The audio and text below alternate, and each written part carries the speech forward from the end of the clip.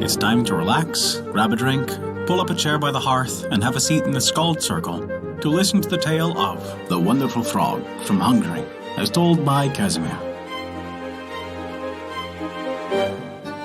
Before we begin our story, we wanted to remind you that we release new tales for free every week. Our shorter tales release on Wednesdays, and our longer chapter stories release on every other Saturday.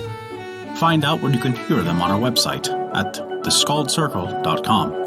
And be certain to subscribe to us on Apple Podcasts, Google Podcasts, Podbean, Spotify, or whatever your favorite podcast app is. That way, you'll never miss out on one of our enchanting tales from around the world. And this is the tale of The Wonderful Frog. There was once, I don't know where, a man who had 3 daughters. One day, the father thus spoke to the eldest girl. "Go, my daughter, to fetch me some fresh water from the well." The girl went, but when she came to the well, a huge frog called out to her from the bottom that he would not allow her to draw water in her jug until she threw him down the gold ring on her finger. "Nothing else, is that all you want?" replied the girl. "I won't give away my rings to such an ugly creature as you." And she returned as she came, with empty pitchers. So the father sent the second girl. She fared just as the first. The frog would not let her have any water, as she refused to throw down her gold ring. Her father gave his 2 eldest daughters a good scolding, and then thus addressed the youngest girl. "You go, Betsy, my dear. You have always been a clever girl. I'm sure you will be able to get some water, and will not allow your father to suffer from thirst. So, shame your sisters." Betsy picked up the pitchers and went, but the frog again refused the water unless she threw her ring down. But she, as she was very fond of her father, threw the ring in as demanded, and returned home with full pitchers to her father's great delight. In the evening, as darkness set in, the frog crawled out of the well, and thus commenced to shout in front of Betsy's father's door. "Father-in-law! Father-in-law! I should like something to eat!" The man got angry, and called out to his daughters, "Give something on a broken plate to the ugly frog to gnaw." "Father-in-law! Father-in-law! That won't do for me.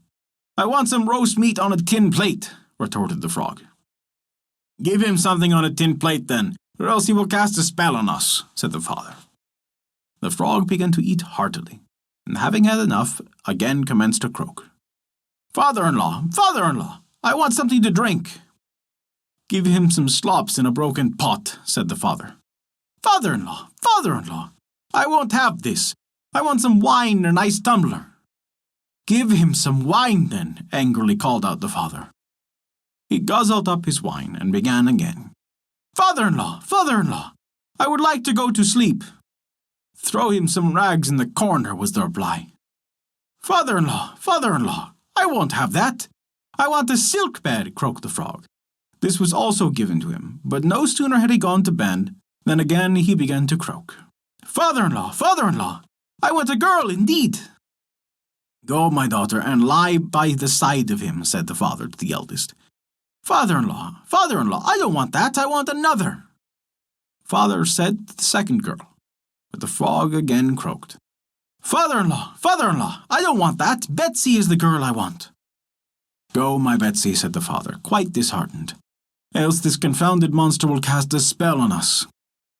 So Betsy went to bed with the frog, but her father, thoughtfully, left a lamp burning on top of the oven, noticing which the frog crawled out of the bed and blew the lamp out.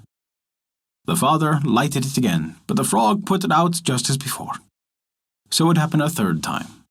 The father saw that the frog would not yield, and was therefore obliged to leave his dear little Betsy in the dark by the side of the ugly frog, and felt great anxiety about her.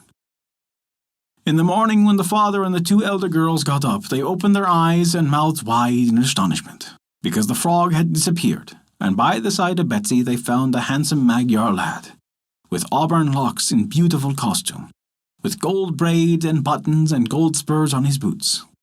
The handsome lad asked for Betsy's hand, and having received the father's consent, they hastened to celebrate the wedding, so that christening might not follow a wedding too soon.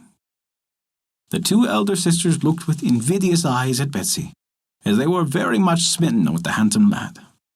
Betsy was very happy after, so happy that if anyone ever doubted He can satisfy himself with his own eyes.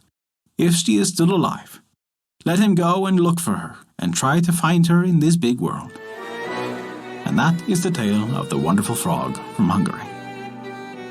Thank you for listening to our story. If you enjoyed it, we recommend taking a look at our Patreon page, as noted in the description below.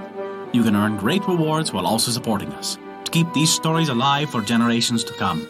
Also, remember to subscribe to us on your podcast app, and leave us a 5-star rating if you enjoyed this story.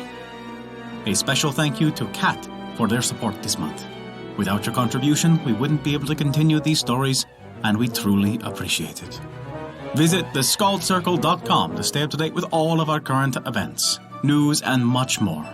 Not only that, but you can also visit our story archive of every tale we have ever told. It's sorted by origin and region for the convenience of your listening pleasure. Thank you for listening to our story.